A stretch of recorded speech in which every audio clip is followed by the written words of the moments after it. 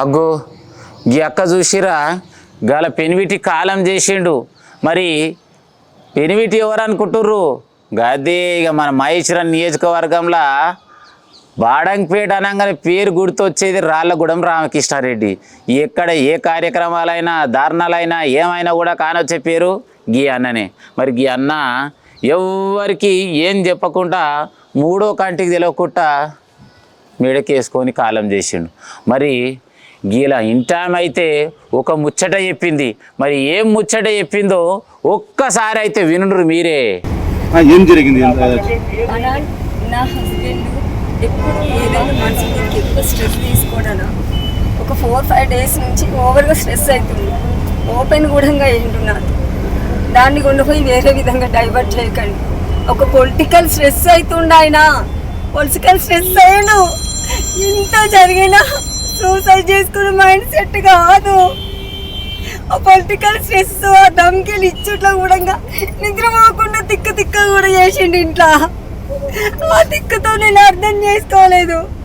Political stress అయితే స్వప్న అన్నాడు.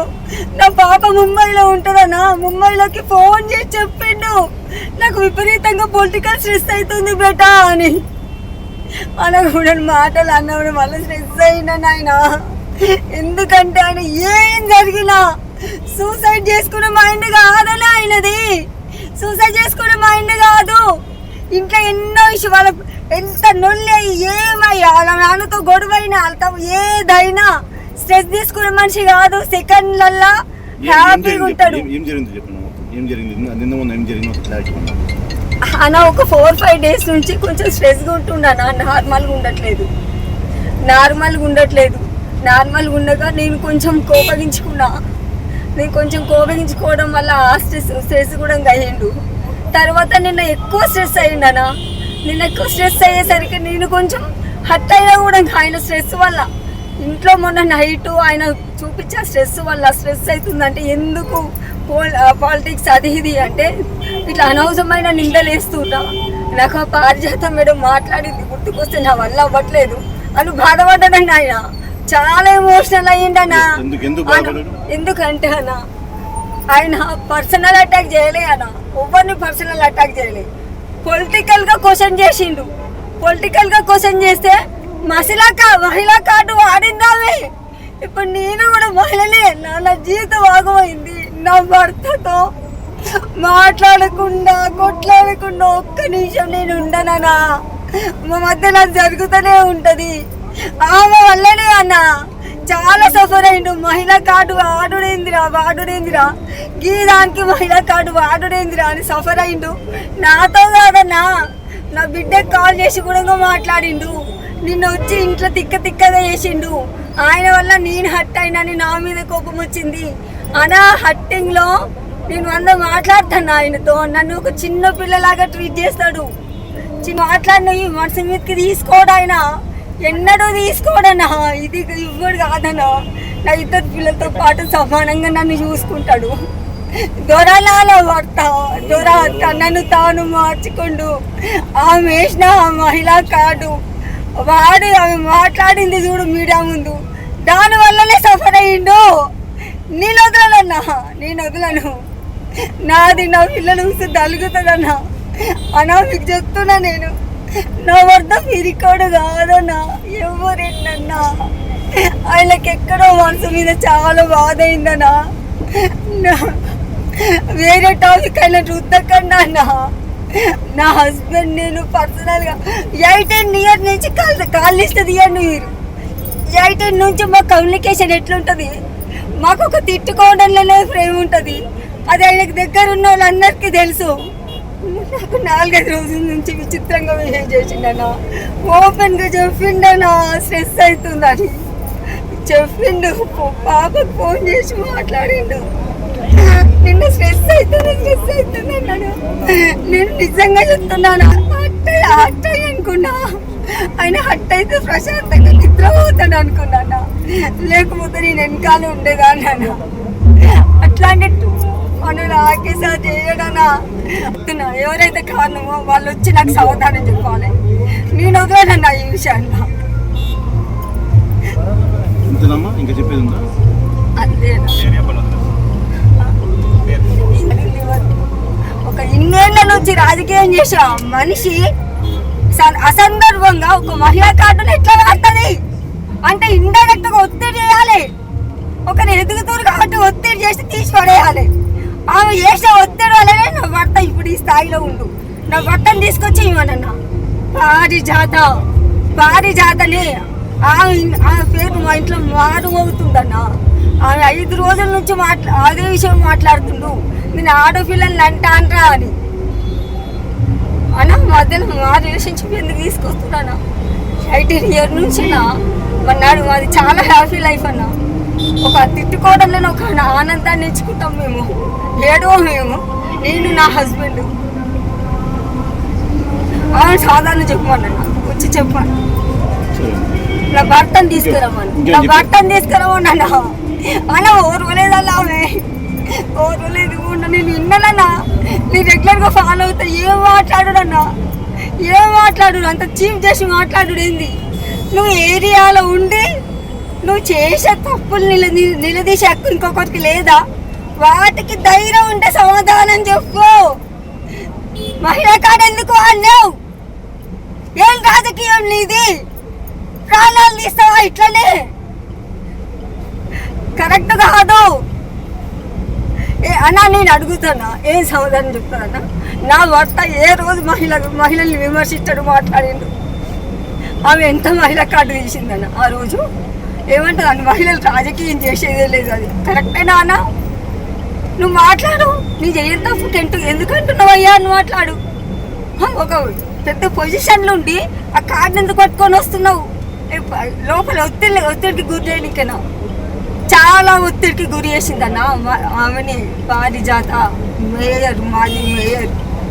నేను వదలా. ఎందుకు తెలుసా అన్న, మా ఫ్యామిలీలో ఏమి జరిగినా ఏ రోజు అందరికీ ధైర్యం చెప్పే మనిషి, కాల్స్తే ఇట్లా బెదిరించే మనిషి, కానీ చచ్చేంత మైండ్ సెట్ నా భర్తకు లేదు. నాకు తెలిసినంత ఎవరికి తెలియదు ఆయన ఏందనేది. నేను కొట్లాడుతున్నా. మీరు నా భర్తను వేరే విధంగా క్రియేట్ చేయొద్దు. 100% ఆమెని. ఎందుకంటే అన్న, నాకు నా భర్తది నా ఫోన్ కూడా ఇస్తా. ఇన్ని ఇయర్స్ నుంచి మొత్తం కాల్ హిస్టరీ మా మెసేజ్ చేయండి. మా రిలేషన్షిప్ ఎట్లా ఉంటుందని షాక్ అవుతుంది మీరు. ఒకరితో ఒకరు మాట్లాడుకోకుండా, ఒకరితో ఒకరు తిట్టుకోకుండా, ఒకరితో ఒక గంట కూడా ఉండమన్నా మేము. అది నడుస్తూనే ఉందన్న. ఈరోజు నేను మిస్టేక్ చేసిన దానికి నన్ను అంటాడు, నేనంటా. అది కంటిన్యూగా రన్ అయితేనే ఉంటుందన్న. చూడండి, నా ఫోన్ కూడా తీస్తా. ఆయన ఫోన్ చూస్తాడు కదా, నా ఫోన్ కూడా తీస్తా.